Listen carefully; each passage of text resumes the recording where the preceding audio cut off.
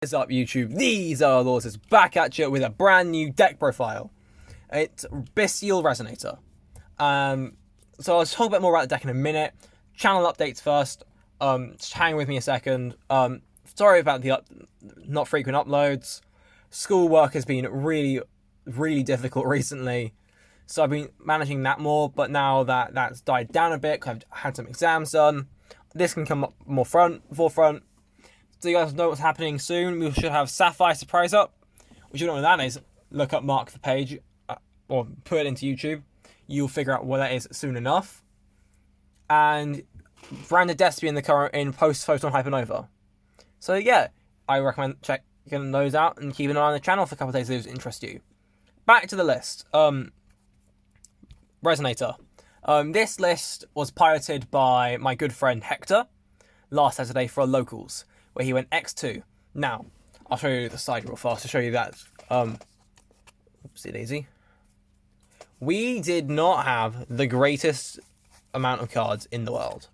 I did help him with the deck building as much as we could. For example, I believe we only have one Bystial Rebellion in here, but that's all we really need in this list. And I'll explain mine later. But this is a very powerful list. I thought it was worth uploading to YouTube because he piloted the deck phenomenally well. Even if he did forget how evenly matched worked. But hey, it is what it is. Starting up with the Resonators, we got Triple Crimson, Triple Soul, Double Vision, and the Synchron. This is all the Resonators you need to... Oh, Synchron. This is all the Resonators you need to play because... when this one is in your hand, you have no monsters, you summon it for free. And that plus, say, Bone Archfiend, that's full combo. And if it's on the board where you have, say, a Dark Dragon Synchro monster, you turn that two more Resonators with different names from the deck. That'd be Soul Vision, that'd be Soul Synchron, or Soul or Vision Synchron, whatever you need. Soul Resonator, this such you Bone Archfiend or any other level 4 lower fiend, where we do have we have 3 others you can pick from, which I'll get to later. We've done these through full combo with Bone Archfiend anyway. It's a 1.5 times combo. Seriously, 1.5 cards. So this plus any other card is full combo. This chap, if you've got level 5 or higher Dark ones on the board, you turn it from your hand. Send it to the graveyard, you search Crimson Gaia. That's long short of it. And I know decks like Horus, Bystial, Orcus play this. And it's 2 because we don't actually need any more copies of this. And 1 Synchron Resonator. If a Synchron monster is on the field, summon it from the hand. And if I summon it once per turn this way, send it to the grave, you add back a Resonator. Except itself. That latter effect is not once per turn. So if you can make use of it by multiple Red Risings, go ahead and do so. For the level 4 Fiends, we have Triple Bone Archfiend. If it's in your hand or grave, send another card. Summon it to your field. Target a monster that can have a level manipulated, say Soul. Send a Fiend's Tuner from deck to grave. Usually it'll be either Crimson, Vision, or UV Loop. Where is that? There it is. But it can be, if you need be, Synchron, lowering levels. Yeah, and that's basically it. That's all it's there for. Thinking of UV, there it is. It's here for Dispatter plays and for extra combo extension. It's a long and short bit, but it's more here for the making sure that Dispatter is live without drawing into the Bystials. 1 Wild Wind, because it's a free combo extender. If you have literally everything else, go for Wild Wind. And lastly but not least, Salamander Catalyzer. This card is I found out by Rev's Cards channel that you can use it to play through Nibiru, because you would summon off, say, Crimson, these two. This searches this, and then because that's in grave, you search for Soul, Salamander summoned, and etc. You play through Nibiru really easily with this card. So, don't underestimate it, it's incredibly powerful. And that's it for the Resonator monsters. So yeah, that's all you really need for the Resonator package. You could actually play less, honestly. I know some lists don't even bother with Wild Wind, but we did bother just for the extra bit of consistency. If you need it, could be hand traps or multiple Bystial Rebellions. Let me explain. I couldn't find any more. We genuinely could only find the 1 Rebellion. In reality, we probably should have done 3 Rebellion and then 1 of each Bystial, but we couldn't. We couldn't find any more. So to substitute it, we had 3 Lubellion plus 3 Saronir. Saronir has incredible synergy in this list because of Bone Archfiend. Where's that?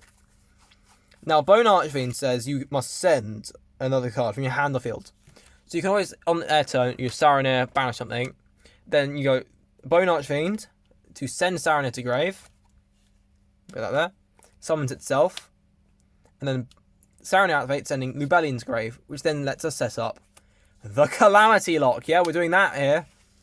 That's why we're playing the Bystials. We're going to Calamity Lock people. But even when we weren't Calamity Locking them, Lubellion's so valuable to have. The reigning Bystial plays 1 Magnum Heart Limited, 1 Druid's Worm, and 1 Bulldrake. And that's it for the Bystials. We could probably play more Druid's Worm if you want to, but I think this is enough. You need more than this, and it's a bit bricky otherwise. Moving on to the spells. For Resonator spells, we have triple copies of Resonator Cool. This is just Rota for any Resonator. Triple Crimson Gaia. During your main phase, you add an RDA or a monster or a card that mentions it from your deck to your hand. That's the main effect you need to care about. But in this deck, when your RDA declares an attack, you can change one monster to defense mode, can come up. And that does mean RDA will blow up their entire board. And if a monster on the field is destroyed by a battle or card effect, yours or your opponent's, then 1 Red Dragon Archfiend from your graveyard. So, that does mean you get a lot of access to RDA or Scarred as it becomes RDA. We're also playing 2 Resonator Command, so you can discard, say, Crimson to search for another level 4 or lower. I mean, you could discard Vision Resonator to search for Soul or search for Crimson Vision effect and get more combo extension that way.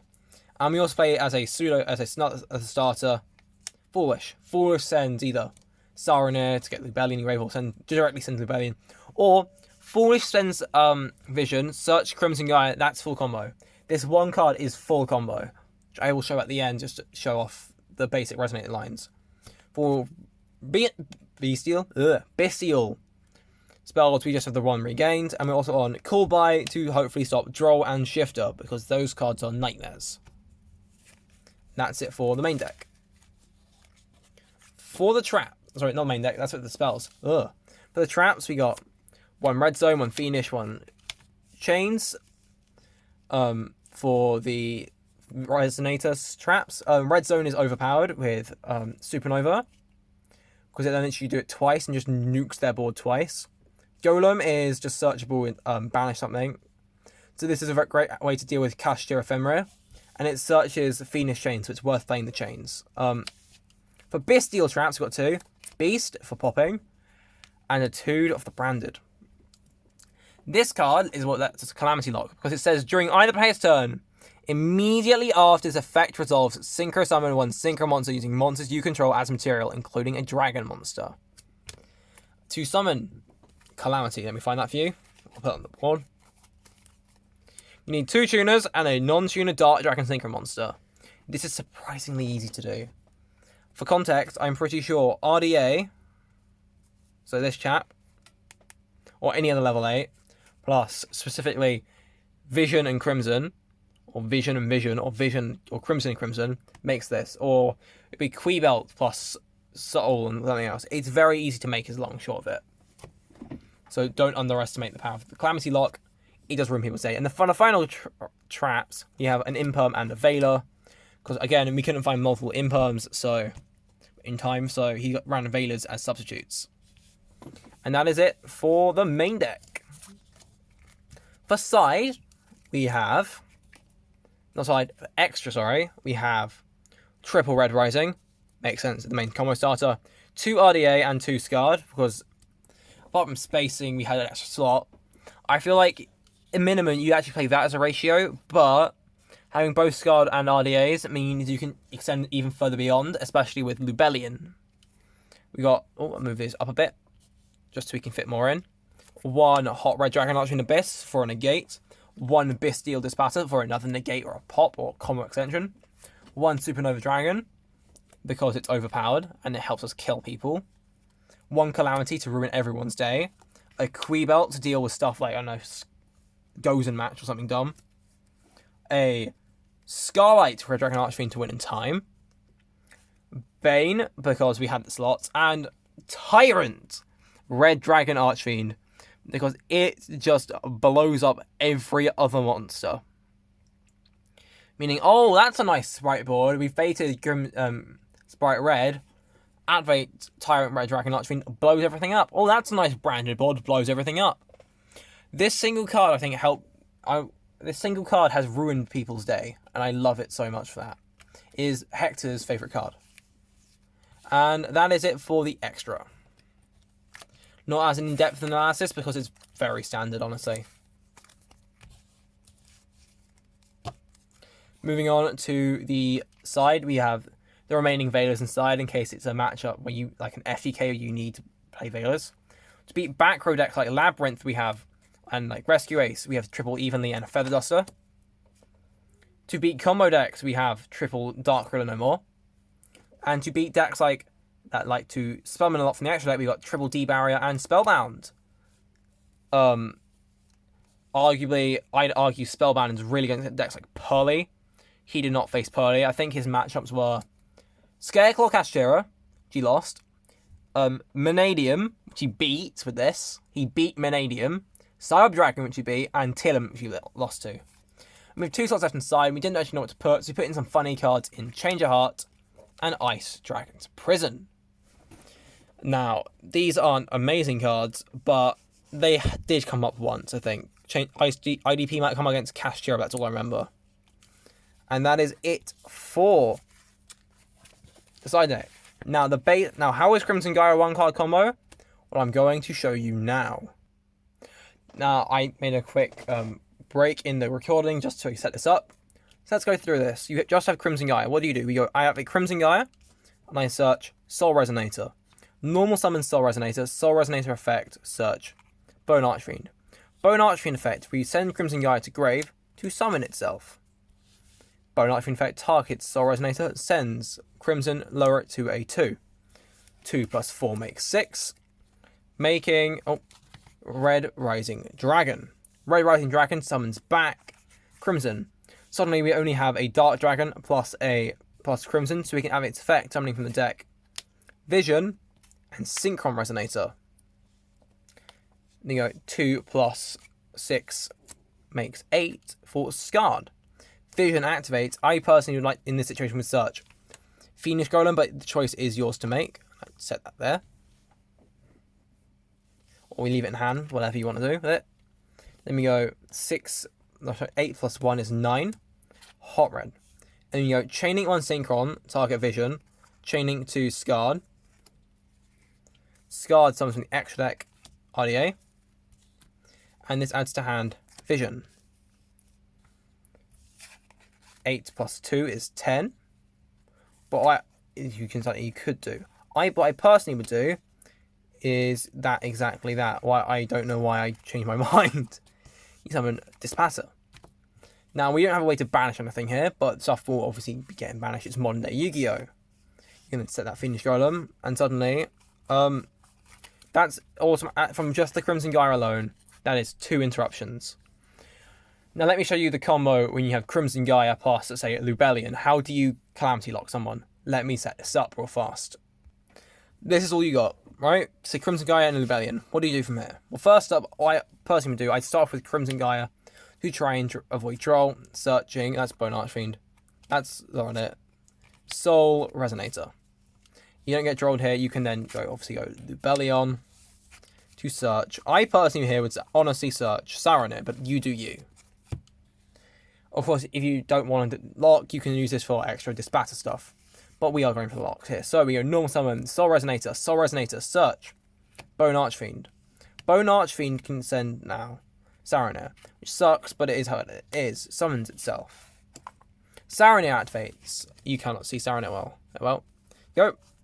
Honestly, I would send here a Tool of the Branded. You'll see why in a minute.